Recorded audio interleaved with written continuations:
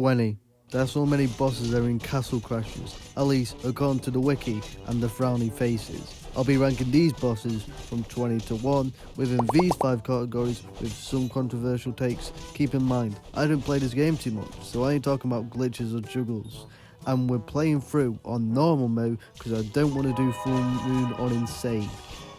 Anyway, let's get into it.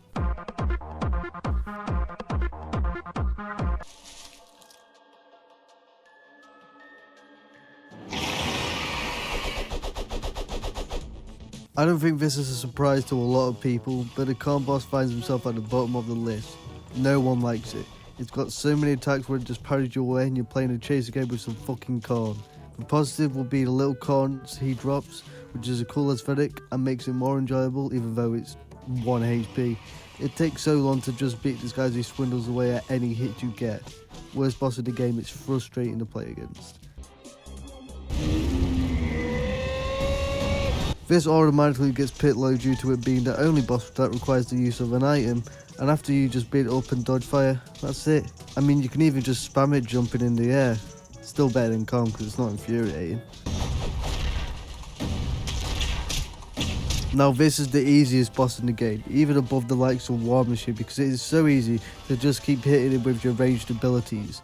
The level itself is so cool, with this chase riding on the back of a vehicle with the pretty weathered and forest background speeding past. The enemies that hop on are easier to dispose of, but it's still the hardest part as the boss itself is just as bad as you can easily kill him in 20 seconds. It's at least fun, especially due to the whole aesthetic.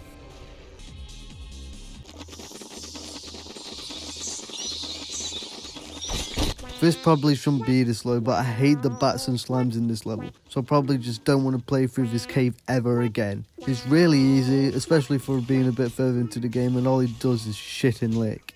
Teaches nothing really new to play it either, so it has no excuse for being this easy. Like the design of the boss and the shits, I guess. I don't know. Other than that, it's bad.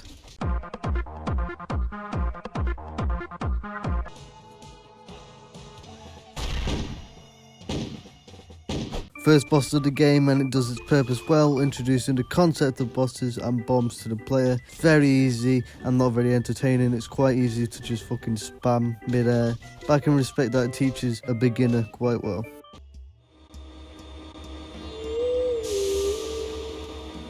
Found in the desert level, the alien ship is a reskin of the War Machine really, with a more cool design and the concept of aliens being dropped out. The aliens are fun, due to them being one shot, so it makes it easy but also very entertaining to just like kinda whack them about with no care in the world. It is easier than War Machine in a lot of cases, although you do have to fight this boss twice in a row for some fucking reason.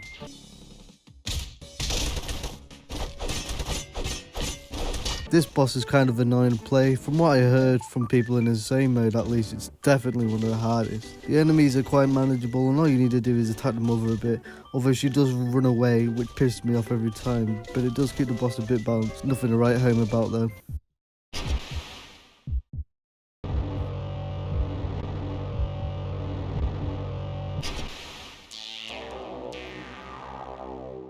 For where it is in the level, this boss is piss easy. Block every attack and use magic when available. Run from dead guy, repeat. The battle is saved as it isn't annoying to get through and has some cool designs, gameplay and art wise. I like how they go to heaven at the end, but that's it. Now for a lot of Castle Crashers players, this may seem quite high compared to a lot of their beliefs. I think this boss is annoying in a similar way to the corn boss, but the aesthetic and basic pattern recognition makes it run laps around the corn kernel slapping you. The ice is annoying, but it's a nice way to incorporate the environment into a boss fight, and the battle gets bad in the last phases, where all you can really do is like tickle him for a bit of damage as he just laughs and disappears all the fucking time.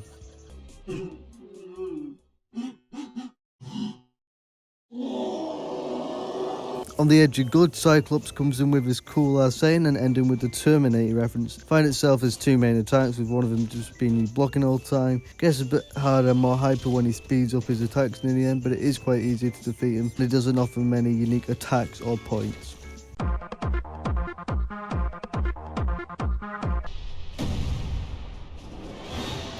Okay, they knew they fucked up with the volcano because they gave us a boss immediately after. This one is a very cool design art-wise, the good gameplay, not being able to just run away completely, being trapped by that little sock. However, once you figure it out, you can kill it in like under 20 seconds because it's just, yeah, just hit his chin a bit.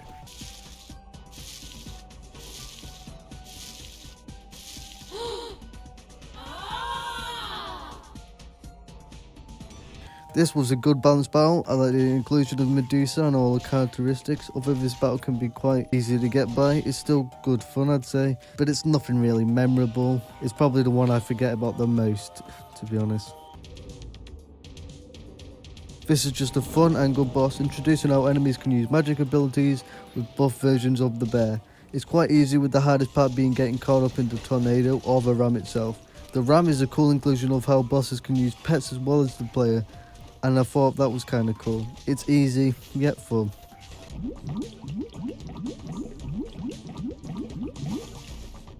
Probably shouldn't be this high due to it being quite easy as an introduction. Basically just remind you to block in this game because, let's be honest, a lot of us don't realise we can block in this game on our first playthrough because we just want to smack them. The design and concept is also really cool, with him being a literal catfish with hairballs and swimming. It's quite satisfying to get a combo on him whilst he's stunned. It's pretty good for like learning that you need to do certain things in order to counter the boss, and you can't just be like hitting him all the time. Pretty good.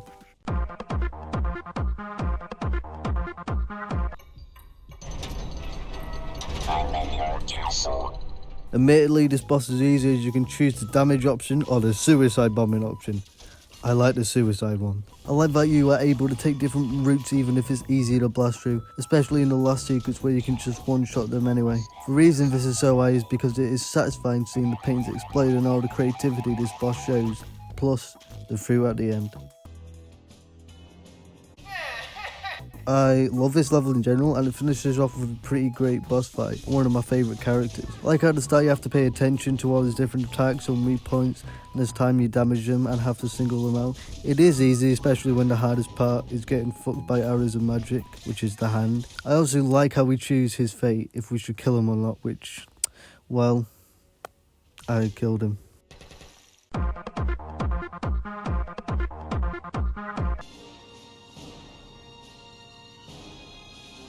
Despite literally being a cone head in a nice suit, I like how this battle is decorated. It was easier to cheat with certain characters, but the piano segment is just amazing.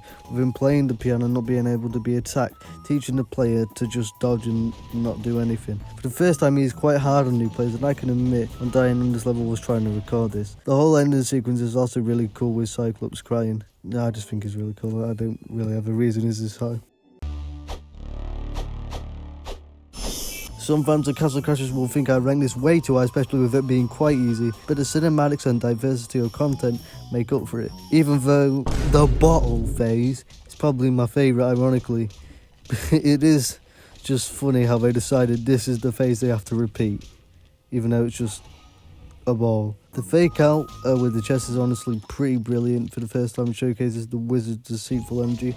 And I just really like the battle and the different phases, even if a lot of them are quite easy to fight. The first phase of this boss is the hardest of bosses in Castle Crashers, but it's not like Ice King or Corn where it's annoying due to it being unbalanced and unfair, but it actually provides a genuine challenge that doesn't demotivate you and make you rage quit, but actually makes you want to beat the boss to prove yourself against these fucking undead people. The concept that the necromancer literally uses them to fight against you before the last phase is a phenomenal idea. The second phase is quite simple compared to the start, but it's probably the best section of Castle Crashers in the first phase, so pretty high for that.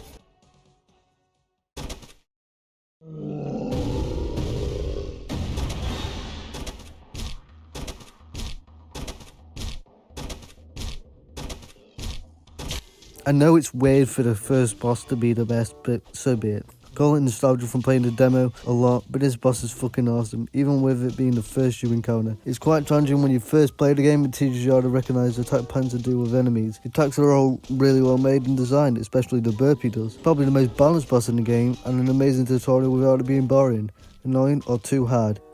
I also like the fake out in the intro, that's just really funny. There you go, that is the ranking. Tell me what you think about it in the comments, and if my mic is shit. Goodbye.